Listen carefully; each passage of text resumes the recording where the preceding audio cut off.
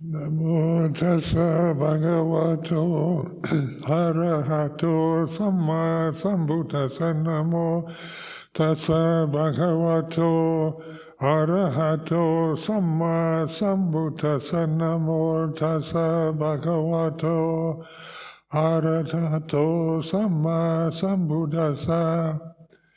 Aparutade sangamatassa tawara ye sodavanta bamunjantu satang.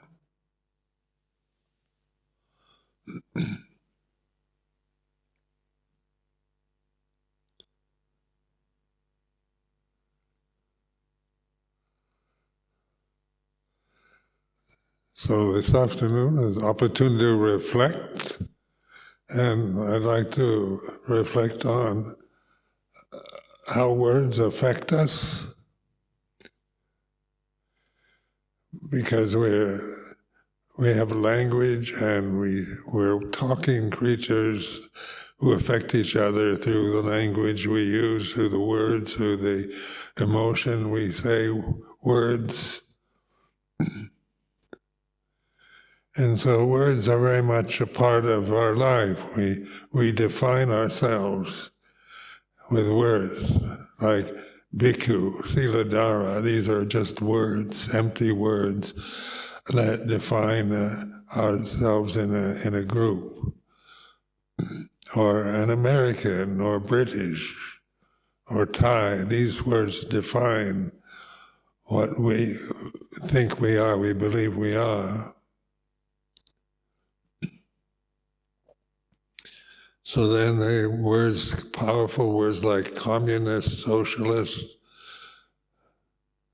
democracy,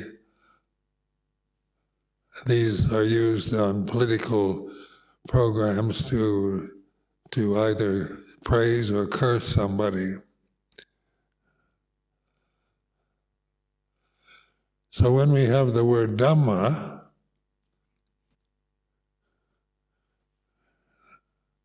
how does that affect you when you take refuge in Dhamma? And of course it's a traditional word in the Theravada tradition, Theravada Buddhist tradition, so it's a Pali word, completely foreign word to most of us. But yet we're willing to take refuge in Dhamma.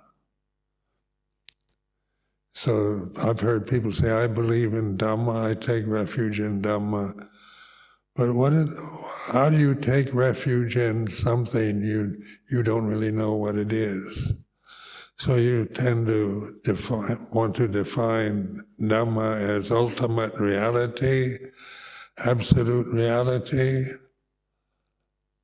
what's uncreated. But absolute reality, what is that? What is absolutely real? And to most people, out of ignorance, regard the world of the senses, the bodies they have, and what they see, hear, smell, taste, touch, think, and feel is what they regard as the real world, what's real.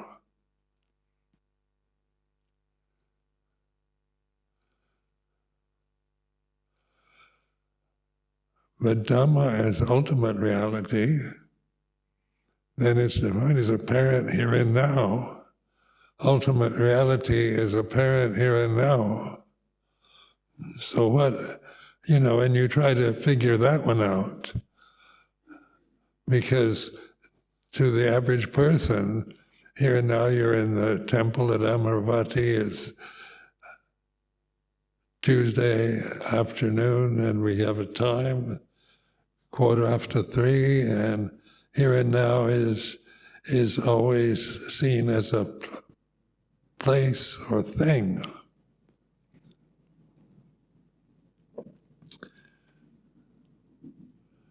So this is a reflection. I'm not trying to teach you anything like believing, but what I'm encouraging is our ability to reflect on how things affect us here and now, because experience is always here and now. An experience of the past is a memory that can arise in the present. So what is it that remembers something from the past? Is it a person? Because a person is usually defined as a man or woman, a physical body, a separate being. There's different people sitting here in the sala. We're all separate from each other. And so what is apparent here and now in terms of the worldly experience through your senses is not going to be the same. How you define or experience this moment through words, through language. So being able to reflect on the way it is being the Buddha or the Buddha, the witness. And then the Buddha's teaching, all conditions are impermanent, sape sankhara anicca. So then you reflect on, does anybody believe they have a permanent body? We're all aging. We have physical pain, we get sick, we get old, we die. Can that be our refuge, the human form that we identify with and give so much importance to?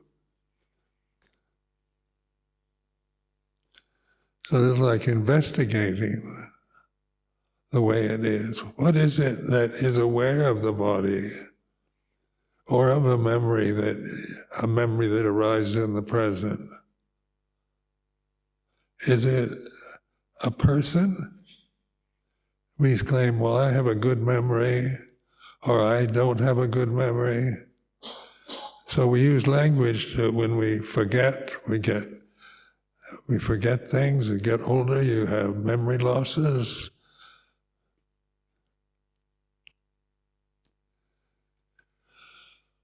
Who is it that loses memory? And these are like questions to us, who is it? Who am I?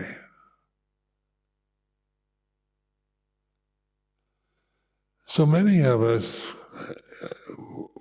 being brought up in the West, have often searched for the meaning and purpose of life. Is there a meaning to life or a purpose to it? Is this experience that we are experiencing right now of a human body sitting here in conscious awareness?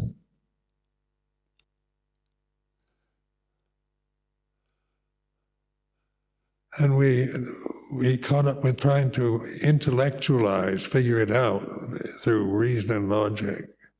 But reflectiveness doesn't depend on reason or logic. It's direct kind of observing the way it is.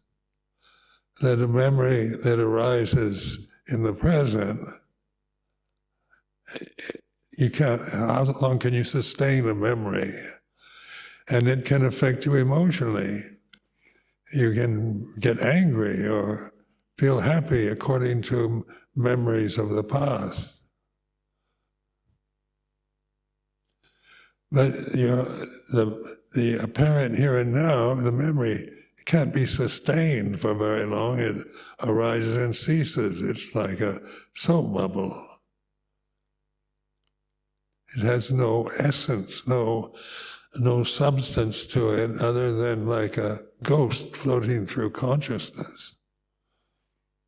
Memories of the past.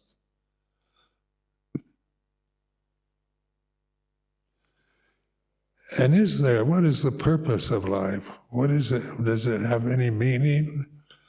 Because these words, purpose and meaning, can be very significant. We want to find out who we are, what is our real self, and what is the purpose of this being born in a human body on planet Earth? Is there a meaning to it? So from my cultural background, I was told the purpose of life is to find Jesus, become a disciple of Jesus, and that's the whole purpose of life. And that was what I was told when I was a child. Well, that seemed all right. Jesus was always presented as saintly, as kind of like God in human form. Or what is Jesus right now is just a memory of somebody who has been historically referenced to in a religion called Christianity. What is Buddha? Gautama Buddha, Sakyamuni Buddha. When we take refuge in Buddha, are we taking refuge in a memory of a wise, enlightened sage of the past who we never met? What was the meaning of Buddha's teaching when he taught the Four Noble Truths? And what's the purpose of it? Why did he choose to use suffering as a noble truth? And it's significant that this is, as I've said many times, it's significant. The first sermon the Buddha gave was about suffering and the causes of suffering and the end of suffering. So in investigation, sati sampajanya, samavichayo, these words are like to investigate, be mindful of the way it is. And then the suggestion, all conditions are impermanent. So that includes everything that we identify with the bodies we have, with what we see, think, feel, our emotional habits, our past, our nationality, our gender. These are what we identify with. But they're all impermanent conditions that have no real substance, no real core, no real soul or heart, or they can't be sustained because they're all impermanent. Sape sankhara anicca. So this word anicca, a Pali word for the change and impermanence, is what we use to reflect on things as we experience life. We begin to notice how everything changes for us. Like at this time of the year here at Amaravati, the season's changing, very obvious. So it's called autumn. And it'll be winter in the future. That's in the future. So these are how we think and believe our reality is about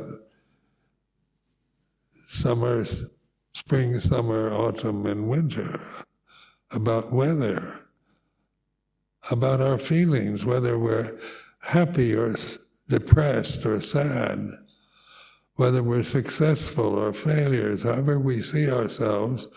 Whatever you think you are and believe you are is impermanent and not self.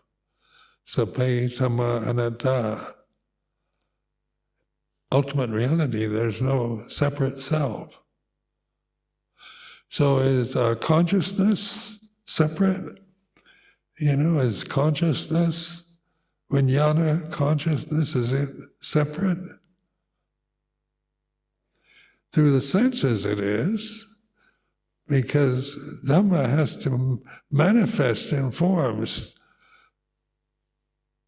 to be able to see, hear, smell, taste, touch, think, and feel. Because Dhamma, absolute reality, doesn't have language, it's not impermanent, it's apparent here and now, and what you begin to realize your true nature is Dhamma, ultimate, absolute reality here and now, and that's not personal. So this sense of identifying with these separate forms is to be challenged.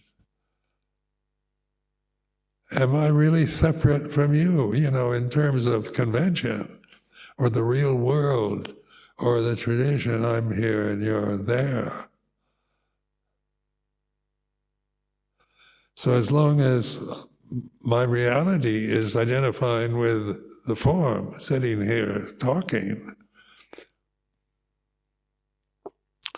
then that, if I never investigate that, never contemplate or reflect on it, then I do feel I suffer from worry about what others think, about getting old, about duties, responsibilities, about successes or failures, about love and hate, about in the whole worldly dhammas arise,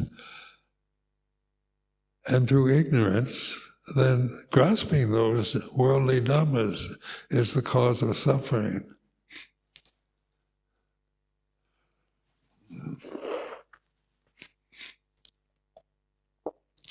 So in bhavana, or right meditation, and this is letting go of these attachments, seeing that we're not anything that we believe or think or feel. We're not the old body, we're not male or female, we're not Thai or British. We're not on the right or the left of anything, because Dhamma is perfect. So what I'm saying is your true nature is whole and perfect, where what you identify with is changing, so it's imperfect.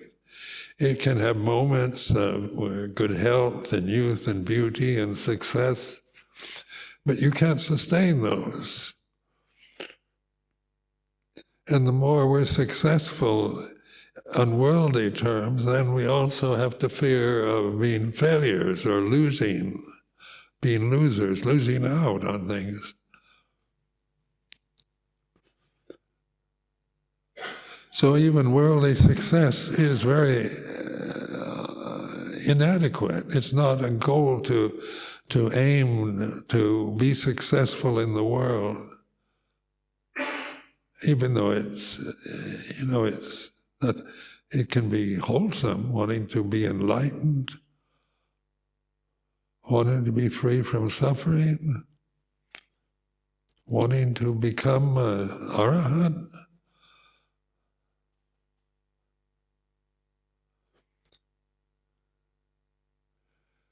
Wanting to become something you imagine is the very best. But it's just words, isn't it? The word arahant is a word, another word, a Pali word. And so it creates this desire to become an arahant or become enlightened. So in my early phases of monastic life, because I really wanted to become enlightened. And so, when I was taught meditation techniques, concentration techniques, and I was, informed that you have to get samadhi in order to become enlightened. You have to get jhanas in order to become enlightened. You've got to get something to become enlightened. And so then this this whole idea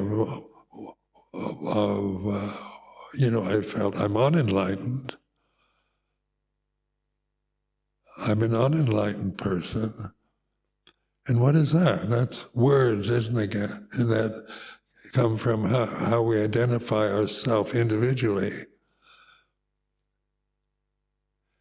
And I'm going to practice these meditation techniques in order to become enlightened as a person, that I could become an arahant as a person, or become a Buddha as a person. Ajahn Sumedho becomes a Buddha. What is that? That's just a series of words based on the idea of a name and a form, a personality. So reflecting on this, that all those words are empty phenomena. So Buddha, the word Buddha is an empty phenomenon. Dhamma is an empty phenomenon. It has no essence. It's just an empty word.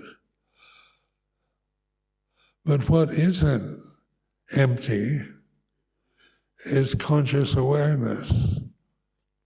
And in the teaching of the Four Noble Truths, the Buddha taught many times that about anatta, not self.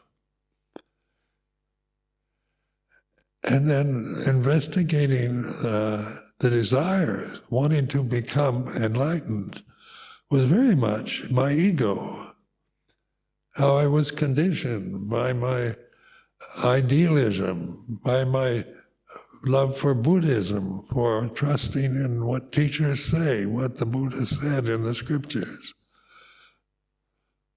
So, and it was all inspiring. Like I found so many of the suttas very inspiring. I found the Four Noble Truths my main guide through my monastic life. And so investigating this desire to become something I'm not, because I don't tend to feel that I'm special or that I'm somebody that can get enlightened. I feel it's far away, it's distant. To become an arahant is something distant. And I want to try to live my life so that I can hopefully reach that stage before I die. Because I think I don't want to be reborn again. Or maybe I do. Maybe I want to become a bodhisattva. Be reborn as a saint, as a devata, as Brahma, as a Buddha. And all these may be very fine ideals, but what are they in experience right now? They're words that are ultimately, when you investigate words, they come and go very quickly. You know, like just the pronoun in English, I, just one letter, and you think I, and it's gone. But we're used to, when we don't notice that, we tend to believe in our ability to speak. Communication is what we identify with. I'm not an arahant. I don't know if I can become enlightened before I die. Are all words, thoughts that come and go. And then wanting to become enlightened is word. They're words that I grasp and believe in. So I practice as a person, as Ajahn Sumedho, to become enlightened. And then I'm never sure whether I'm enlightened or not. If I just, as Ajahn Sumedho tries to practice samadhi practices, it keeps the Vinaya perfectly. It's perfect in conduct and always has right speech and right action, even with all the best. If you haven't investigated Dhamma, then you might be a very good person, a very good monk or nun. But then you wonder why you're not enlightened. Because the Dhamma is anatta. And in terms of experience here and now, Dhamma is here and now, apparent here and now. And what is apparent here and now that is not personal is consciousness. If I spent the afternoon asking you individually if you're conscious, every single one of you is going to say, yes, you know you're conscious. So that's apparent here and now. And that's what we take refuge in, Dhamma. So it's here and now rather than practicing good for the future to become an enlightened person. Because as a person can never be enlightened. Personalities are conditioned phenomena. They're impermanent, changeable, unsatisfying.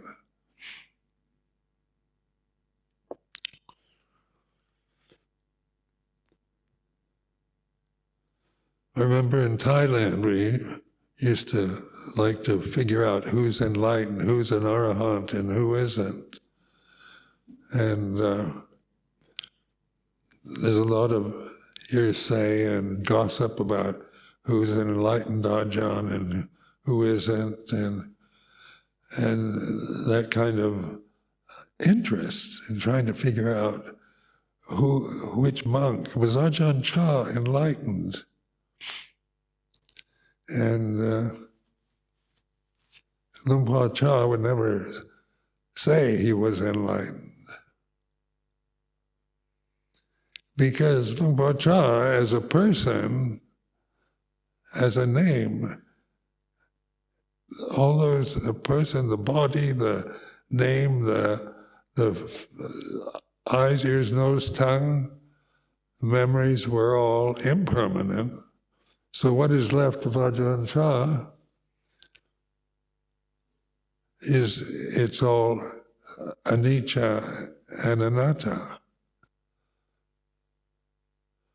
So these terms like stream entry, sotapanna, sakata, kami arahant, anakami arahant, are just words, not meant to be grasped and identified with or to seek to become, but they're references to experience, to remind yourself, to investigate the here and now, the apparent, what is apparent here and now. And so consciousness is here and now. What's the relation of consciousness to Dhamma? And you can't separate the two. Consciousness is deathless reality here and now. Dhamma is absolute reality here and now.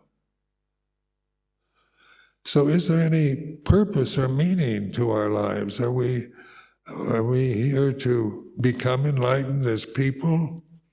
To set up the perfect society on planet Earth? That we can, if everybody becomes an arahant on the planet Earth, then we'll all be happy forevermore. Might be a fantasy, a beautiful fantasy. But as you reflect, you begin to see that it's impossible to expect phenomena to be perfect, permanently perfect. Because the very nature of all phenomena is imperfection, it's change, it's unsatisfactory, it's suffering when we grasp it.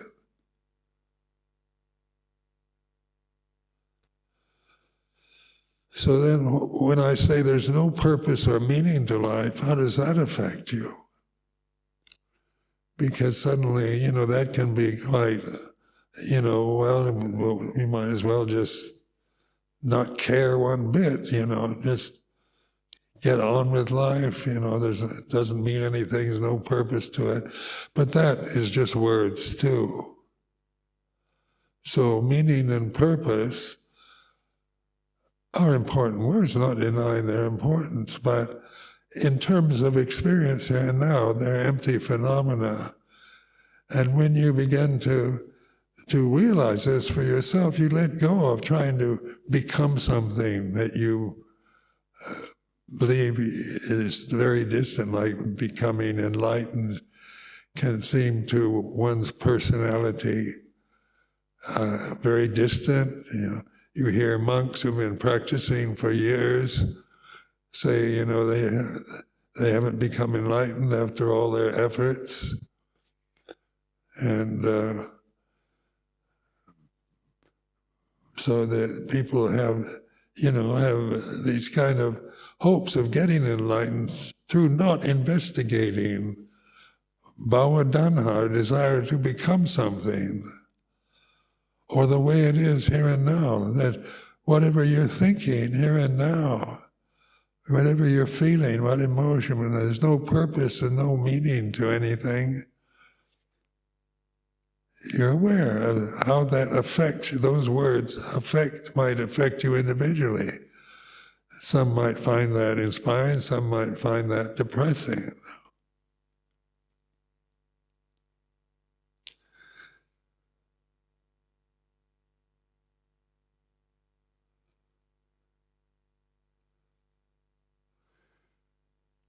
Then people ask, what happens when you die? Because it's the phenomena that dies. Isn't it? The body dies, the senses die. Sensory consciousness dies. Because sensory consciousness depends on forms, on eyes, ears, nose, tongue, body, brain. All these are subject to decay, to change. So sensory consciousness is impermanent, but ultimate reality, vinyanang anidasanang anandang sapado pabang in the suttas, consciousness that doesn't die, that is apparent here and now. So this talking like this, speaking like this, is to encourage this, to investigate your experience. Can you retain anything a condition that is permanently happy, permanently beautiful, permanently safe, permanently stable? And then we've got news of the day about climate change, which is, the climate, the planet is changing, and that's something to worry about. Then you hear about meteors in outer space. They can crash into the earth. When you look at the universe through your sensory ability to see, it looks so vast, so mysterious, and all those stars and galaxies and meteorites and then the sun and moon, they seem distant and far away, like the sun we're dependent on that. Without the sun, we're dead. These bodies can't live without the sun. So you can see why some people worship the sun, because it is like a god in the sky, distant. And if the sun died, we'd all die with it. All these conditioned forms. But is the sun, moon and stars, are they in consciousness? So we ask ourselves, well, the sun and moon are so far away, and then the galaxies. There's so many galaxies beyond what human beings can actually see through even the most powerful telescopes. So what is consciousness? Without beginning or end, deathless.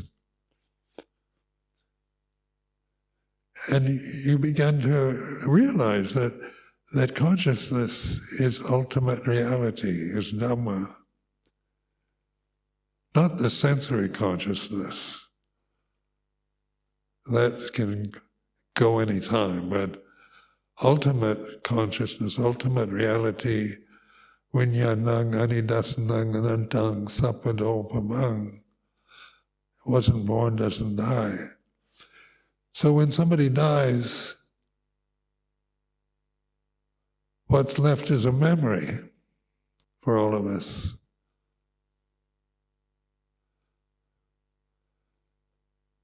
So we remember our mother, our father. I remember my sister, George Sharp, remember them?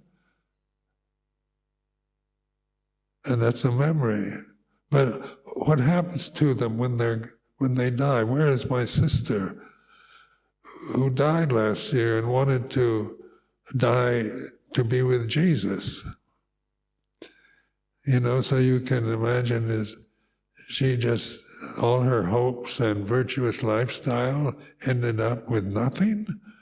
Is my sister now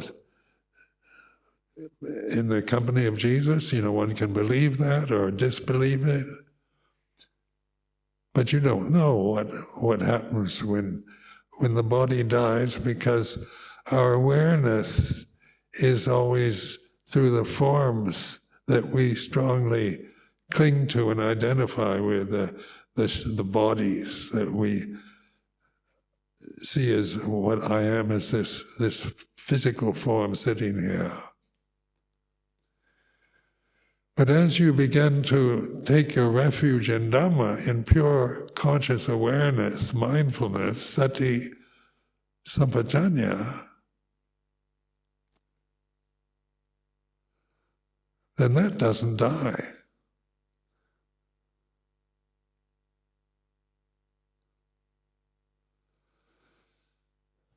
That has no beginning or end, no birth or death.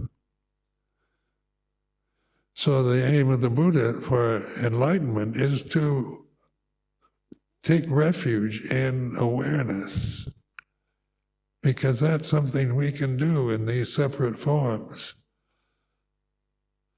Mindfulness is the path to the deathless.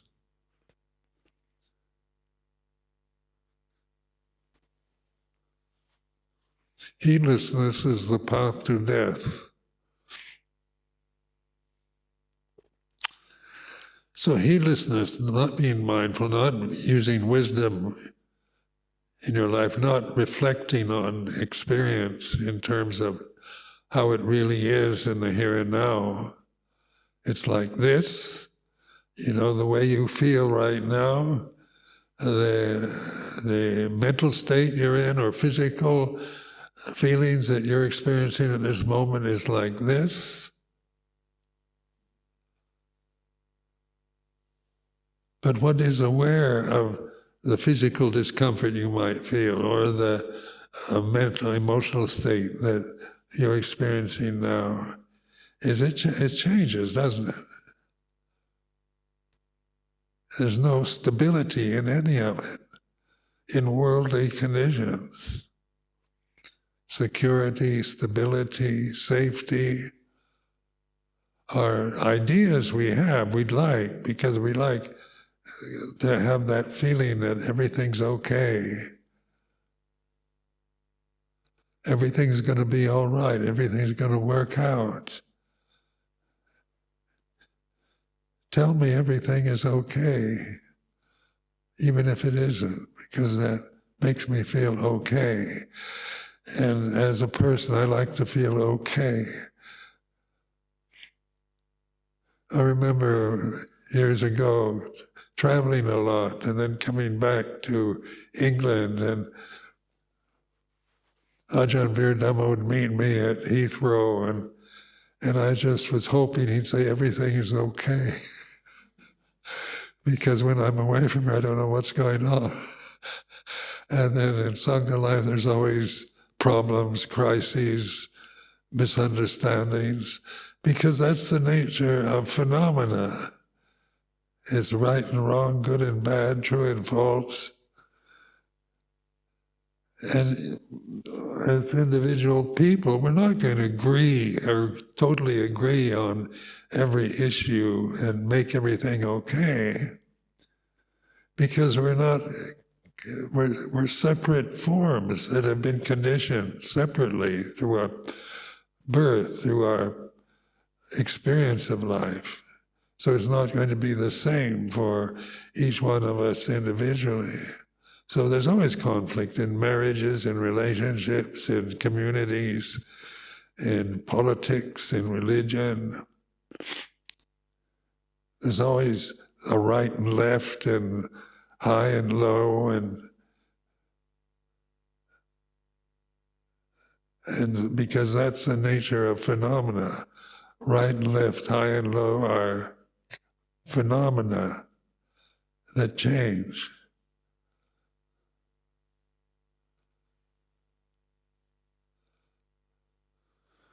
So this reflection, I tell you that your true nature is perfect, it's Dhamma, and it's apparent here and now. And when you try to find it,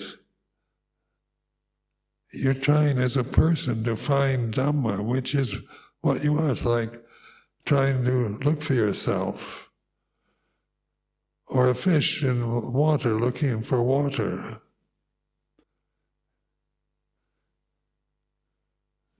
What is apparent here now? For a fish, it's water.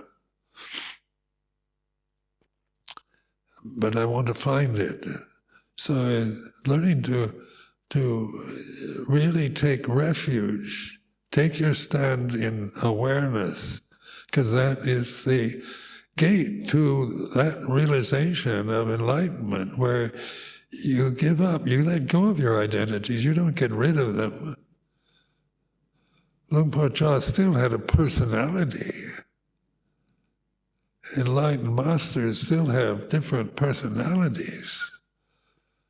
They're not just look like Buddha Rupas, perfect in form. They have to get old, get sick, and die, just like in the history of the Lord Buddha himself. He got old and sick and passed away, just like all of us will.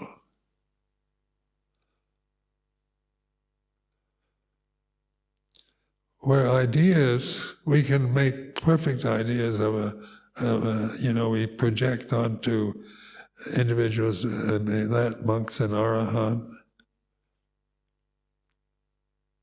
and that's a projection. We assume that somebody that we respect and trust and take refuge in as our teacher is an arahant.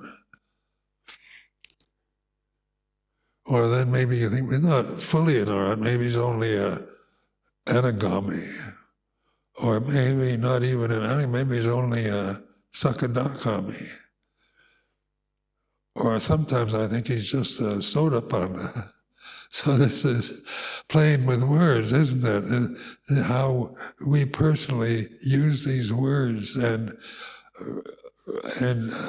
define these words that are in the scriptures.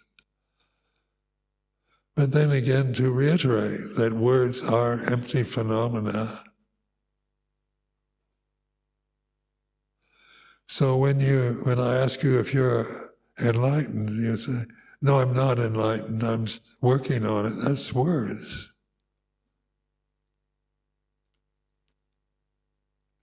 You believe you're not enlightened because your body, your emotions, your thoughts will never become enlightened. They can be improved on. You can be better speech, better action, and all that through life to improve ourselves so that we're better than we were before. But to be enlightened is apparent here and now. To say you're enlightened is also words. And these words are all phenomenal, empty conditions. And the more you reflect on this, it's an interesting way to meditate, to begin to really take the Buddhist teachings very seriously, like all conditions are impermanent. And I remember as a Samanera, before I met Luang Por Chah, I made a koan, a kind of conundrum. If everything is impermanent, there's something impermanent. Is there something permanent? And through investigating the second noble truth, I became aware that consciousness, not through the senses, but through intuitive awareness, through mindfulness, is always here and now. No matter what you're feeling or what state you're in. And I think that it's important that you get this kind of affirmation because it's so easy to believe what your mind creates in your consciousness, in your brain. So easy to believe your emotions, that they're really, they're our worldly reality. To believe in the world that we're experiencing through the senses. And we're so conditioned by that, by the world, that the world for us is our reality. But the world is unreal, and it's changing. And the more you reflect on the impermanence, this is like the season right now here at Amaravati, just the way the leaves fall from the trees, the impermanent nature of climate. As we experience it through seeing and hearing, smelling, tasting, touching, that we're in a world that is very unstable, very impermanent, but it's not our refuge. And the gate to the deathless is conscious awareness, sati sampajanya, apparent here and now. So I offer this as a reflection.